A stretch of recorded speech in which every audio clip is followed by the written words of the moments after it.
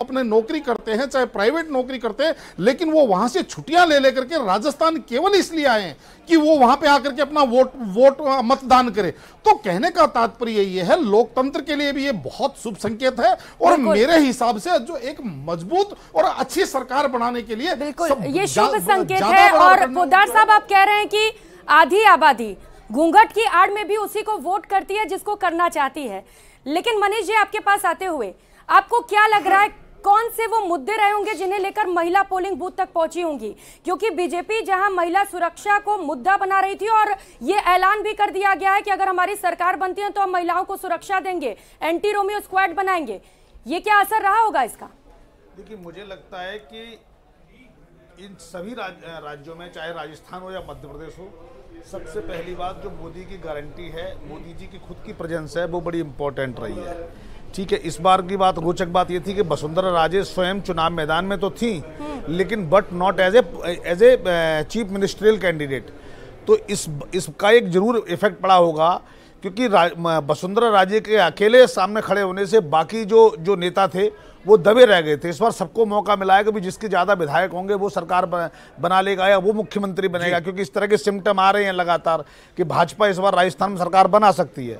तो ऐसे में ज़्यादा मेहनत हुई, क्योंकि एक बार अगर आप एक फेस क्रिएट कर देते हैं तो एक स्ट्रेंथ कम हो जाती है। बाकी लोगों की भी चीफ मिनिस्टर तो इन्होंने बनना, हमने तो बनना नहीं है। तो एक पूरी ताकत इस बार जिस तरीके से झोंकी गई है, तो सभी लोगों ने मिलकर काम किया है। मैं समझता हूँ वो बड़ा ड्राइविंग फोर्स है, वो लेडीज हो या जेंट्स, सभी की वोटिंग उस वजह से बढ़ी है, मुझे ऐसा लगता है। दो खास मेहमान जयपुर स्टूडियो से भी हमारे साथ जुड़ रहे हैं, आइए उनका रुख करते हैं। भीमराज जाखड़ साहब है, प्रवक्ता कांग्रेस के, और मेरे साथ सुमन शर्मा जी बीजेपी प्रवक्ता भी जुड़ चुकी हैं। और मैं यहाँ स्टूडियो मौजूद अपने माननीय मेहमानों से कहूँगा कि अगर आप कोई सवाल करना चाहें तो आप भी जाहिर तौर पर, ये ओपन डिबेट है, ओपन आप उनसे कर सकते हैं। भीमराज जाखड़ जी, बस एग्जिट पोल कुछ ही देर में आने वाला है, धड़कने एग्जिट पोल को लेकर भी तेज हो रही हैं क्या? नहीं सर, एग्जिट पोल को लेकर धड़कने कोई तेज़ नहीं है। और मैं आपको क्लियर कर देता हूं सर, जो सरकार ने 5 साल जो काम किए हैं और जो जन कल्याणकारी योजनाएं दी हैं, उनके बलबूते पर और कार्यकर्ताओं के बलबूते पर हम कांग्रेस की राजस्थान में पुनः सरकार बनाने जा रहे हैं। और 3 तारीख को आपके चैनल के माध्यम से देखने को मिलेगा, आप भी यहीं होंगे, कि राजस्थान में सरकार पुनः रिपीट होगी और किसान मजदूर की आवाज़ को मजबूत किया जाएगा, व्यापारी वर्ग को मजबूत किया जाएगा, महिलाओं को मजबूत किया जाएगा, छात्रों को मजबूत किया जाएगा, और अब की बार राजनीति रिवाज बदलेगा सर। ठीक है, आप कह रहे हैं कि राजनीति रिवाज बदलने वाला है। आसिफ लगातार हमारे साथ जुड़े हुए हैं विधानसभा के ठीक बाहर। आसिफ, आपके साथ पॉलिटिकल एनालिस्ट भी हैं, बात करिएगा उनसे।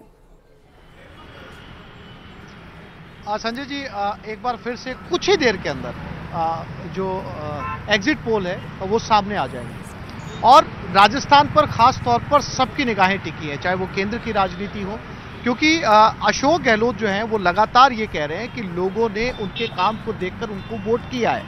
विपक्ष का लगातार ये कहना है कि ऐसे बहुत सारे मुद्दे हैं, चाहे वो महिला सुरक्षा का मुद्दा हो, पेपर लीक का मुद्दा हो या दूसरे तमाम बड़े मुद्दे हों। तो क्या सर विपक्ष जो है इन मुद्दों को जनता के बीच में भुनाने के अंदर कामयाब रहा? देखिए, निश्चित तौर पे खास तौर से जो महिला सुरक्षा का मामला है, वो कुछ सर्वेज भी बताते हैं कि ये बात लोगों तक पहुंची है। और इसका लेकिन हुआ ये है कि आप जब ये बात पहुंचाते हैं तो जो सबसे ज़्यादा कॉन्टेस्ट हो रहा था वो महिलाओं के वोटों को आकर्षित करने के प्रति हो रहा था।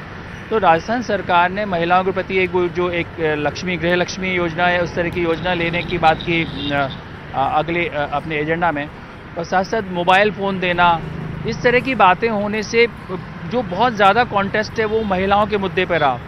युवा के मुद्दे में भी बिल्कुल पेपर लीक एक बड़ा मुद्दा है, लेकिन पेपर लीक के बारे में जब कांग्रेस के लोग सफाई देने लगे कि और राज्यों में भी हुआ है और हमने बहुत कानून कड़े बनाए, तो जो युवाओं का गुस्सा था वो थोड़ा कम करने में कांग्रेस का प्रचार सफल। आप कांग्रेस की तरफ से महिलाओं को दी गई गारंटी की भी बात कर रहे हैं, मोबाइल फोन की भी बात कर रहे हैं, जो महिला प्रधान होगी उसको साल में गारंटी के अंदर कहा गया 10,000 रुपये भी उसको मिलेंगे।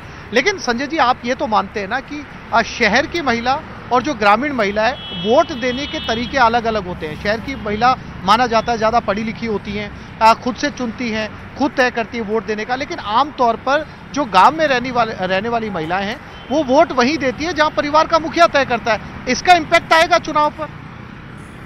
जी बिल्कुल, शहर में तो आपने जो बड़ी सही बात कही कि शहर में कहा नहीं जा सकता कि एक परिवार में महिला और पुरुष अलग अलग लोगों को वोट डाल रहे हो सकते हैं, और शहर में आप मान के चलिए परंपरागत रूप से भारतीय जनता पार्टी की प्रेजेंस अच्छी है और उम्मीद है कि शायद वो शहरों में अच्छा कर पाएंगे, क्योंकि एक तो उनका परंपरागत है और जो मुद्दे वो उठा रहे हैं वो मुद्दे असल में पहचान से संबंधित हैं और पहचान का क्राइसिस उन कम्युनिटीज़ को आने लगता है जब वो शहर में आते हैं। जब हम गाँव में होते हैं तो हमारी पहचान स्थापित है, जब हम शहर में आते हैं तो हमें पता नहीं हम कौन हैं, हम अपने इकोनॉमिक स्टेटस, अपनी जाति, किसी के आधार पर हमने आपको ढूंढ रहे होते हैं कि समाज में हमारा क्या स्थान है।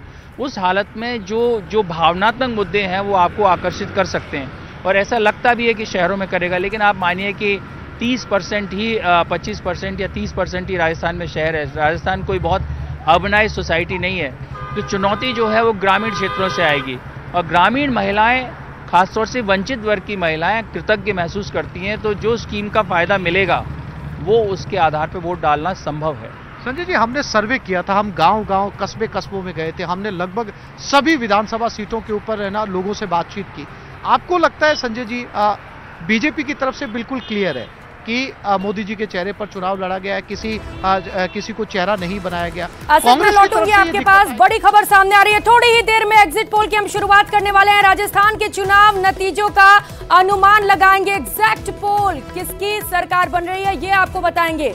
राजस्थान में किसको मिल रहा है जनादेश, कौन होगा सत्ता का सरदार। दरअसल 6 बजे का वक्त तेलंगाना में चुनाव का है और चुनाव के बाद अगर जो गाइडलाइंस की बात करें चुनाव आयोग की तरफ से, तो 6:30 बजे के बाद कहीं ना कहीं एग्जिट पोल की जो तस्वीर होती है वो निकलकर सामने आनी शुरू होती है। लेकिन जाहिर तौर पर जो गाइडलाइंस उसको प्रॉपर्ली फॉलो करते हुए ही आपको बताएंगे कि कुछ ही देर बाद राजस्थान में किसको जनादेश मिल रहा है। एग्जिट पोल के जरिए, पोल ऑफ पोल्स के जरिए यहां बताने की कोशिश होगी, न सिर्फ राजस्थान की बल्कि बाकी 5 राज्यों की भी कोशिश होगी। हमारे साथ जयपुर में भी खास मेहमान जुड़े हुए हैं और यहां मनीष जी भी कुछ सवाल कर रहे थे, लेकिन पहले मैं सुमन शर्मा जो कि प्रवक्ता हैं बीजेपी की, उनसे चर्चा करता हूं। सुमन जी, ये बताइए कि एग्जिट पोल जो आएगा सामने, बीजेपी उसको स्वीकार करेगी क्या?